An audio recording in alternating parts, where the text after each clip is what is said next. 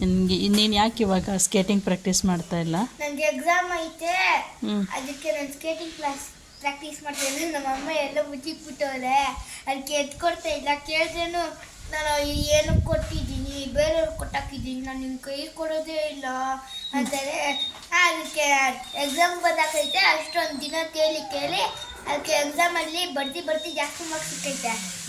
ಅದಕ್ಕೆ ನಮ್ಮಮ್ಮ ಸ್ಕೇಟಿಂಗ್ ಇನ್ನೂ ಹಚ್ಕೊಡಲ್ಲ ಅಂತೆ. ಅದಕ್ಕೆ ಲೈಕ್ ಕೊಡಿ, ಚಾನಲ್ಗೆ ಸಬ್ಸ್ಕ್ರೈಬ್ ಮಾಡ್ಕೊಳ್ಳಿ. ಬರ್ತಿದ್ದೆ ಅದು ಸಬ್ಸ್ಕ್ರೈಬ್ ಮಾಡ್ಕೋತಾ ಇಲ್ಲ ಯಾರೂ. ಸರ್ಪ್ರೈಸ್ ಮಾಡ್ತಾ ಇಲ್ಲ ಯಾರೂ. ಪ್ಲೀಸ್ ಸಬ್ಸ್ಕ್ರೈಬ್ ಮಾಡ್ಕೊಳ್ಳಿ ನನ್ನ ಚಾನಲ್ಲು. ಪ್ಲೀಸ್ ಸಬ್ಸ್ಕ್ರೈಬ್ ಮಾಡ್ಕೊಳ್ಳಿ ನನ್ನ ಚಾನಲ್ನ. ಸಬ್ಸ್ಕ್ರೈಬ್. ಎಕ್ಸಾಮ್ ಆದಮೇಲೆ ಸ್ಕೇಟಿಂಗ್ ಪ್ರಾಕ್ಟೀಸ್ ಮಾಡಿ ಮತ್ತೆ ವಿಡಿಯೋ ಹಾಕ್ತೀಯಾ? ಚೆನ್ನಾಗಿ ಪ್ರಾಕ್ಟೀಸ್ ಮಾಡ್ತೀಯಾ? ಓಕೆ. ಸರಿ, ಎಲ್ಲರಿಗೂ ಬಾಯ್ ಹೇಳು. Bye friends. Thank you.